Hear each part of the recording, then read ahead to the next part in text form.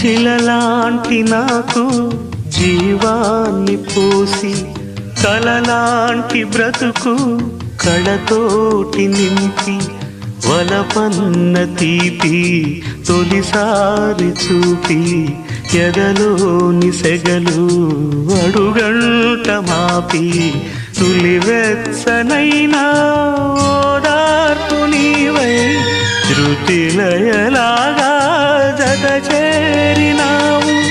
నువ్వులేని నన్ను హింసలేను, నా వేదనంతా నివేదించలేను. అమరం అఖిలం మన ప్రేమ